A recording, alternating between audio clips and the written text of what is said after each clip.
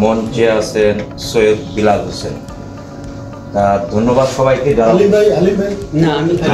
উপদেষ্টা পরিষদ না, সে হচ্ছে প্রধান অতিথি। আজকে সবার সভাপতিত্ব করবেন ডালিয়া লাকুরিয়া আপা। আর আমাদের মাঝে উপস্থিত আছেন আমাদের মুন্সিগঞ্জ জেলার গর্ব, অনেকদিন যাবৎ এই যুক্তরাজ্যে অবস্থান করতেছেন এবং বিভিন্ন সামাজিক সংগঠনের সাথে তিনি জড়িত, বিশিষ্ট ব্যক্তিত্ব অ্যাডভোকেট আব্দুল হালিম ভাই। তার জন্য আমরা একটা ছোট করতে বলি। আমি প্রাউড ফিল। এখন আপনাদের যেটা আমি বলতে চাচ্ছি, যে উপদেষ্টা যারা আছেন আমার সাথে, আমার প্রধান সবচাইতে আমার অভিভাবক বলেন মুন্সিগঞ্জের, আর আমি সবচাইতে সম্মান করি, সবাইকেই করি, বাট আমি যে মানুষটাকে আমাকে সম্মান দেয় আমি তাকে খুব সম্মান করি, যার সম্বন্ধে আমি অনেক বিষয় নিয়ে আলোচনা করে আমি এই পর্যন্ত আসছি।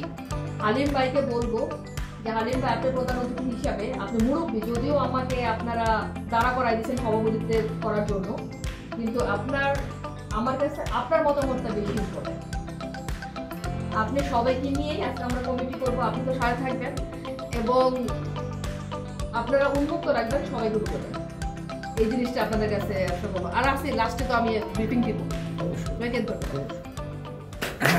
আমরা বাংলাদেশ জাতীয়বাদী দলকে আরো শক্তিশালী করব, খালেদা জিয়ার হাতকে শক্তিশালী করব, তারুণ্যের অহংকার তারেক রহমানের হাতকে শক্তিশালী করব, এই প্রতিজ্ঞা রেখে সবাইকে সালাম জানিয়ে শেষ করলাম। ধন্যবাদ।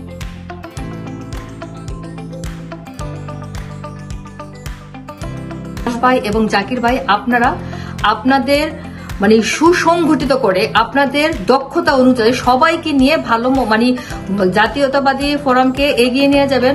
দেশনেত্রী বেগম খালেদা জিয়ার হাতকে এবং দেশনায়ক তারেক রহমানের হাতকে আপনারা করে তাদের ব্যাকগ্রাউন্ড দেখে আমরা চিন্তা ভাবনা করছি। তবে হ্যাঁ, এই না আমরা যাতে সিলেক্ট করছি তারাই আসতে হবে। এখানে আপনাদের হাউজের মধ্যে ছাড়বো, আপনারা যদি মনে করেন যে ওকে, তাহলে ওকে হবে। কারণ আমি চাই না আমি একক আমরা ডিসিশন এটা হোক, সবাইকে নিয়ে আমরা করব।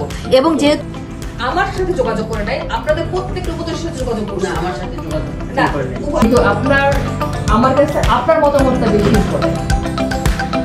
আপনি সবাইকে নিয়েই আজকে আমরা কমিটি করবো, আপনি তো সাথে থাকবেন এবং আপনারা উন্মুক্ত রাখবেন সবাই গ্রুপ করবেন, এই জিনিসটা আপনাদের কাছে বলবো। আর আসি লাস্ট করে লালন করে তারা যে কোনো মুহূর্তে অ্যাড হতে পারবে, যে কোনো জায়গা থেকে, তবে ইউকের মধ্যে। আর এখন যেহেতু আমাদের প্রধান অতিথি হালিম ভাই, উনি একজন সম্মানিত ব্যক্তি, আমি চাচ্ছি হালিম ভাইয়ের মাধ্যমে কমিটিটা ঘোষণা হোক।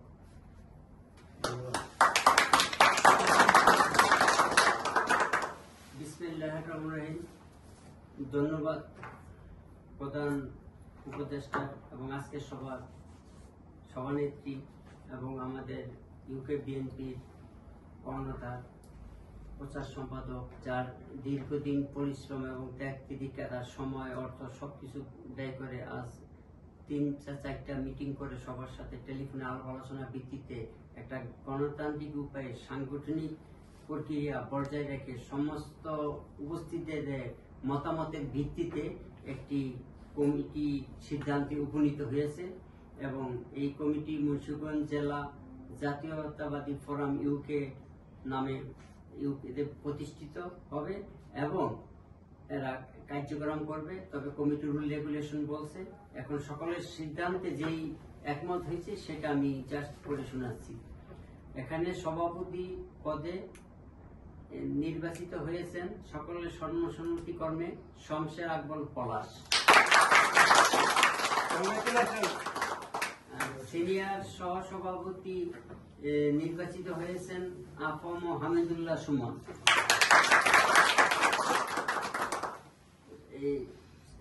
সহসভাপতি পদে নির্বাচিত হয়েছেন মির্জা সোহেল। সহসভাপতি পদে নির্বাচিত হয়েছেন মিলন গাজী। সাধারণ সম্পাদক পদে নির্বাচিত হয়েছেন মোহাম্মদ জাকির হোসেন। সিনিয়র সাধারণ সম্পাদক যুগ্ম সাধারণ সম্পাদক মোহাম্মদ হানি। সাংগঠনিক সম্পাদক মোহাম্মদ রাসেল, উপাধ্যক্ষ মোহাম্মদ জাকির হোসেন বিক্রমপুরী, প্রচার সম্পাদক টিটু দেওয়ান, দপ্তর সম্পাদক জসিমউদ্দিন খান।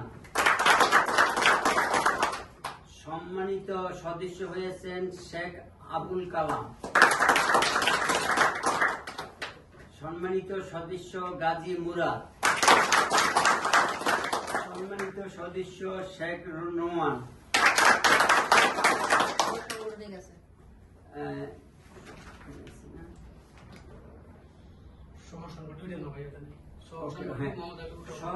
সহ সাংগঠনিক নির্বাচিত হয়েছেন মোহাম্মদ হাবিবুর রহমান।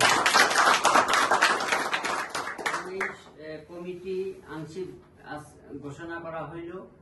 এটা জাতীয়তাবাদী আদর্শের বিশ্বাসী মুন্সিগঞ্জবাসী যারা ইউকেতে বসবাস করেন, তারা এই যাদের আংশিক করা হয়েছে তাদের প্রেসিডেন্ট, সেক্রেটারি, সাংগঠনিক সম্পাদক সকলের সাথে আলোচনা করে উপদেষ্টা পরিষদের সাথে সমন্বয় করে এই কমিটি আস্তে আস্তে সংখ্যা বাড়বে এবং সবার জন্য উন্মুক্ত থাকবে, এই আশা আমি ব্যক্ত করি।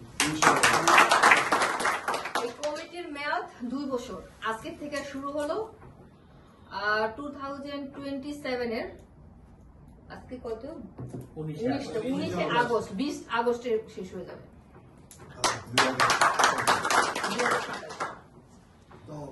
না, ওইটা কাটেন।